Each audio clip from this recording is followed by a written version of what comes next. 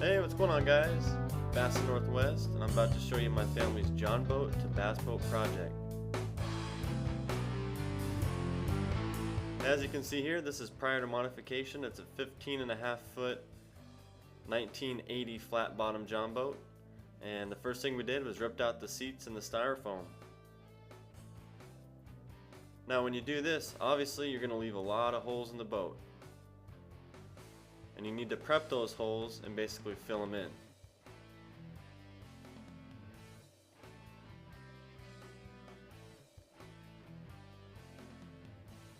And so basically you can see all the holes here. We're going to take you through a few steps of putting some rivets in.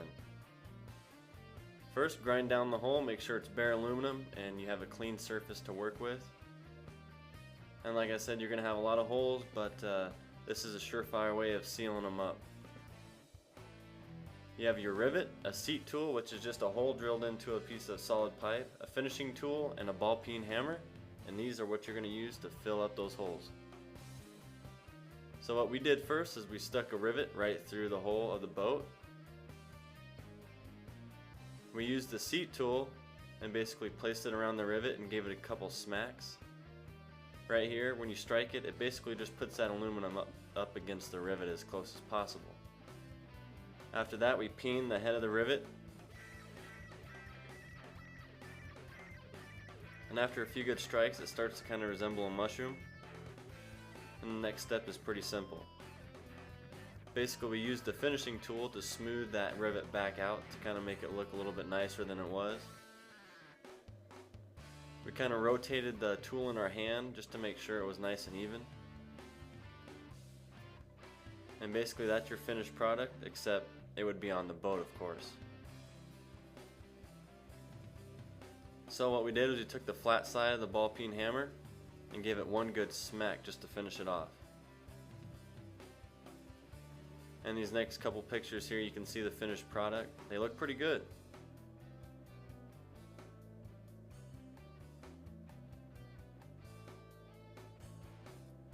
My dad made these tools basically for free. You know, you didn't have to spend $100 at the store for a rivet tool. All these tools were made at home with a drill press and a drill. And basically after that we put jack stands underneath the trailer and filled the boat up with water to test the rivets, and everything came out okay. And basically this is 3/16 aluminum sheeting. This is what we used for our floors. You can see here is just a test fit. We fit the notches. And basically this shows my dad's perfection side, the floor meeting up with the front deck. You can see here we used aluminum angle for the railing, and we riveted the support beams to the ribs. And my dad's custom battery tray box just to hold the trolling motor battery. And one last shot of the floor meeting up with the front deck.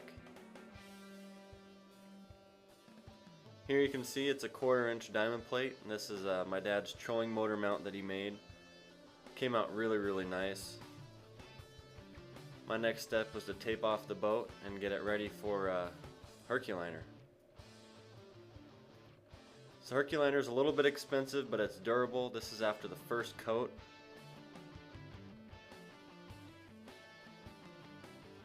Took a couple gallons to do everything, but this is the second and final coat.